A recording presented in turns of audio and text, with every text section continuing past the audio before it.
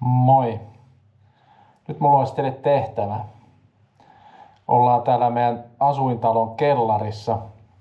Ja tästä kellarista oli ajatus, että mä tekisin jonkunlaisen puuverstaan. Niin tää voitais vaikka suunnitella yhdessä. Mä tiedän, että siellä on katsojissa varmasti paljon käsityöläispuolen ammattilaisia ja osaajia. Niin mua kiinnostaisi, että miten te tän tekisitte. Niin mä näytän millainen paikka tää on.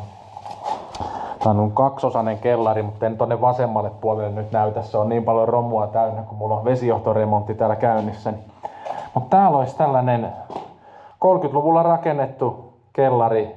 Siellä on niinku betonisokkeli ja sitten on kaksinkertainen tiilirivinteeraus tuossa sisäpuolella. Aika kivan näköinen paikka. Betonilattia, korkeutta ei ole kauheasti, sanotaan, että sellainen 2,1 metriä ehkä. Tänne voisi olla puuverstaalle hyvä paikka. Vähän mulle punttisaliajatusta oli alun perin, mutta innostus vähän siihen lopahti. Että valaistuksen sain tehtyä, mutta se jäi muuten siihen.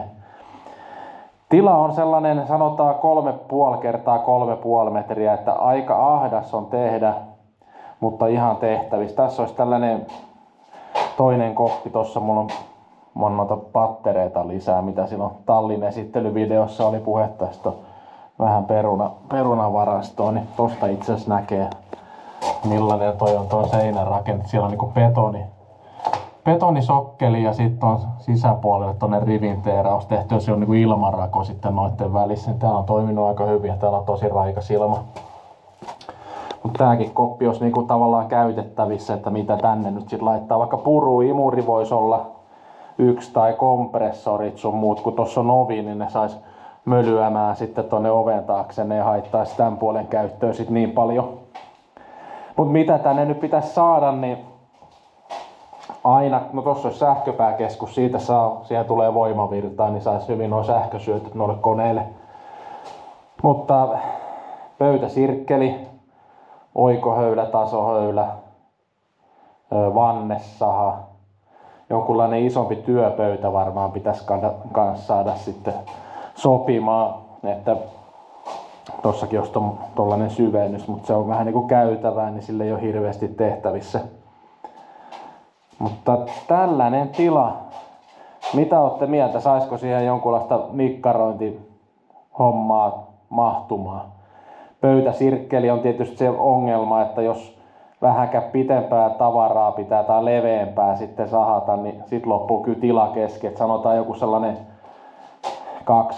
2,5 metriä ehkä olisi niin maksimipituus, mitä voi halkasta, mutta ehkä se nyt ei pitempää sit tarvi, että toinen pöytäsirkkeli on tuolla autotallissa, että sit jos pitää pitempää tavaraa halkasta, niin se onnistuu sit siinä. Ja tossa on kätevästi ikkuna vielä tossa, niin ikkunan kautta saa sit pitempää tavaraa sisään ja ulos, sitten ei tarvitse tuota rappusten kautta lähteä viemään.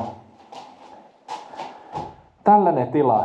Tää on aika kiva ja pysyy plussan puolella ihan kovilla pakkasillakin. Nytkin oli 30 pakkasta, niin tää ei mennyt pakkasen puolelle vielä silloinkaan, vaikka tällä ei ole mitään lämmitystä.